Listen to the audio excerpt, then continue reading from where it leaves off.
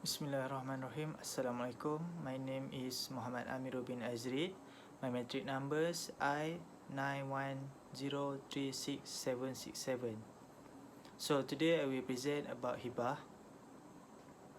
We go to definition. Hibah in term of a language, a gift which is not preceded by a claim of a right, and in it the good given there is a use for the person to whom it is given. Hibah in a term of terminology is a giving property without reward or replacement, or hibah is a giving property to another person without reward and replacement. Next slide. Dalil on legislation of hibah. Al-Quran means and give dowry to women as a free gift. Then if they give you some of it with a pleasure, then accept it and enjoy it with pleasure. Surah An-Nisa ayat 4. Next slide. Dalil on legislation of hibah. In hadith, a Muslim woman do not look down on the neighbor gift from another neighbor, even if the gift is only Firsina Shad. Al-Bukhari and Muslim. Firsina Shad means it's a good leg that has no meat. Next slide. Ijma.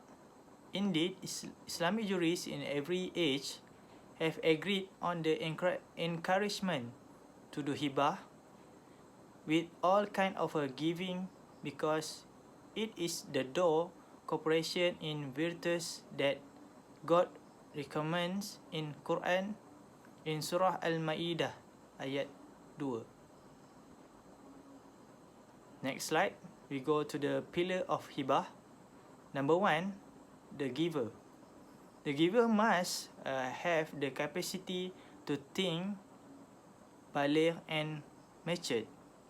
If he is sick or die, the giving is only 20% from his wealth. Number 2, the acceptor. The acceptor is for everyone. Number 3, subject matter. Every good that the giver has. And the last one, number 4, sirah. The expression of hijab can be state or sometime unclear. Next slide. We go to condition of hibah.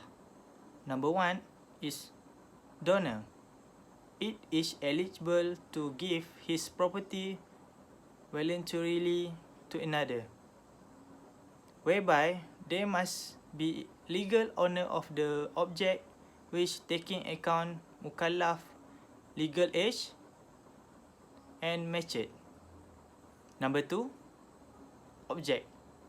In this case, every object which is legally tradable from Sharia perspective is considered legal to given as a gift. The object must in existence in the time of contract. The object must also be available property, and donor must be the owner. The last one, number 3, donee. Which any with or without legal capacity. If the donee has a legal capacity, he or she can receive gift by him or herself. If she or he not eligible recipient, the recipient has to be done by his legal guardian. Next slide. We go to revocation of hibah. Imam Hanafi permit the donor to recall or revoke the hibah as long as no legal restriction forbidding the reconversion, but this considered as makruh, the donor has a right to refuse to return the gift.